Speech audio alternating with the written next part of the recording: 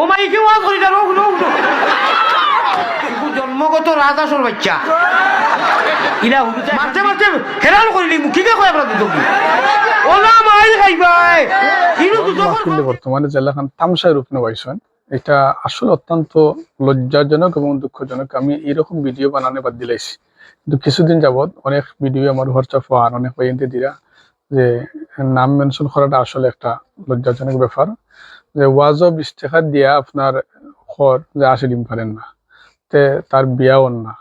এরকম যে ফাতলামির একটা সিস্টেম, ওয়াজর বাচ্চা করে লিয়ে শোনাবনি ইন্ডিয়া থেকে ইতা তামসা আইন না বাংলাদেশে আমদানি করার কোনো দরকার নাই। আমরা দেশে কিতা ওয়াজি হলোর অভাব আসেনি। ইল্লাল্লাহ খান যদি ওয়াজ নিয়ে এত তামসা করার দরকার, আমরা তো আসলে ওয়াজ দেওয়ার কোনো দরকার নাই। এরকম ওয়াজ দিয়া ওয়াজের একটা তামসা বানাইয়া আমরা যে একটা আলিম সমাজ একটা অবস্থার মধ্যে পৌঁছিলাম, সেটা আসলে একটা লজ্জাজনক এবং দুঃখজনক। এটা আমরা লাগে করা উচিত না। এটা বোঝা উচিত যে কোন ধরনের আলিম আইন আমরা ওয়াজ করাইতাম। আমরা ছোটবেলায় ওয়াজ শুনছি, হুজুর এখলাই ওয়াজ করেন, এত মিষ্টির বাসায় ওয়াজ করেন না, হাউকা আছে না চিল্লানি আছে, সুন্দর বাসায় মানুষ নিটান্ডা ওয়াজ হইনে সারা রাত ওয়াজ হইতো। এখন 12টা পর্যন্ত ওয়াজ হইলো, খান গরম হইয়া শেষ যাইবার সময় আমরা গাইলতে যে হালাই ওয়াজ দিছে রে, কিতা যে হালাই ওয়াজ দিছে। তো এই যে গাইল দে আলিম রে, আলিমের যে একটা সম্মান দেওয়ার কথা, এরকম কোনো ধরনের কোনো রেসপন্স কেউইলা সম্মান দিন না। আপনারা নিশ্চয়ই আমার সাথে একমত ওইবা কিনা জানি না, তবে এটা বাস্তব। আমরা ছোটবেলা যখন দেখতাম বিভিন্ন জায়গাতে আমরা মাদ্রাসা ওয়াজ দিতাম, আমরা হুজুরুল্লাহর খেজমত আমরা যাইতাম, ছাত্রসকল ফাটাইতাম, আমরা হুজুরুল্লাহর খেজমত আলাদা থাকতাম। এখন ওয়াজি হলেও আলাদা ফোন দিয়া যে আমার সুযোগ দিরাই নিয়ে দাওয়াত দিরাই নিয়ে যাই, এটা তো অন্য একটা সাবজেক্ট, দরকার নেই বিষয় মাথার। তো এরকম যে একটা সমস্যা তৈরি হয়েছে, সেটা আসলেই লজ্জাজনক।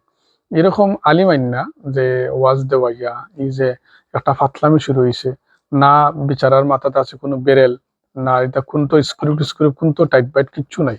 তো এটা আইন না ওয়াজ দেওয়াইয়া এই যে একটা সমস্যার সম্মুখীন আমরা হইলাম, আসলে এটা অনেকের বোঝা উচিত। এই ধরনের আলিম আইন না ফায়দা তো মোটেও নাই, বিলকুল নাই, বরং আরো সমালোচনা, ওয়াজ মাহফিল নিয়া এবং ইসলামের ভিতরে এটা একটা তামসার রূপ নিছে কি, এটা আমরা বোঝা উচিত।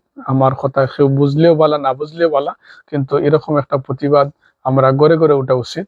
আলিম দিয়ে ওয়াজ করাইতাম, আলিম নামর যে রূপ যারা ধরছে বেশ, মানে বেশ যারা ধরছে আলিমর, শুধু সুর নিয়া কণ্ঠ নিয়া আর ভাইরাল হইয়া যারা রূপ নিছে, মূলত এরারে দিয়ে ওয়াজ করাইয়া কতটুকু ফায়দা হাসিল করা যাইব, এটা আমরাও অবশ্যই বুঝি, কিন্তু বুঝার পরেও আনি এখানে আনি মানুষ হইতা নাই। ভাই মানুষ আইনা লাভ কিতা, যে মানুষ আইনা যাইবার সময় আবার গাইল দেওয়া যায়, এই মানুষ আইনা কোনো ফায়দা আসেনি।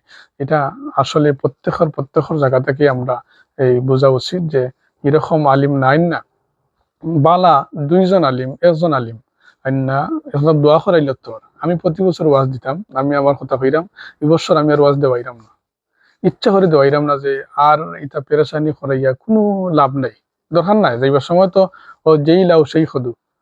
আমরার মূল যে খাসটা সেটা হচ্ছে নামাজ। ওয়াজ দিয়া তো নামাজের কথা কইতা, শেষ পর্যন্ত ফজরের নামাজ নাই। তো ইলা অত লম্বা ওয়াজ কইরা, আস্তা রাত ওয়াজ কইরা, খান গরম কইরা যাইবার সময় কোনটাও নাই, এরকম যাতে কোনো ফায়দা নাই। তো আমরা দয়া করি সবরে কইমু যে ওয়াজ দেওয়ার ক্ষেত্রে যারাও দিলাম, আসলে এটা বন্ধ করা যাইতো না, আমি কইরাম না বন্ধ করার লাগে। দেওয়ার ক্ষেত্রে যারা দেওয়াইলে, যারা কথা শুনলে মানুষের দিল নরম হইব, যারা অন্তর নরম হইব, আল্লাহর কথা স্মরণ দিব, আল্লাহর কথা ইয়াই দিব, মৌতর কথা স্মরণ দিব, এই ধরনের আলিম ওয়াজ করানি দরকার। তো আমার কথায় কেউ বেজার হইবা না, বেজার হইলেও কিছু করার নাই। ভালো লাগলে শেয়ার করবা, না লাগলে আপনারা যদি মনে করেন এটা শোনার দরকার নাই, আপনার স্কিপ করে জানবে জানো। সব ভালো থাকুকা, সুস্থ থাকুকা। আসসালামু আলাইকুম।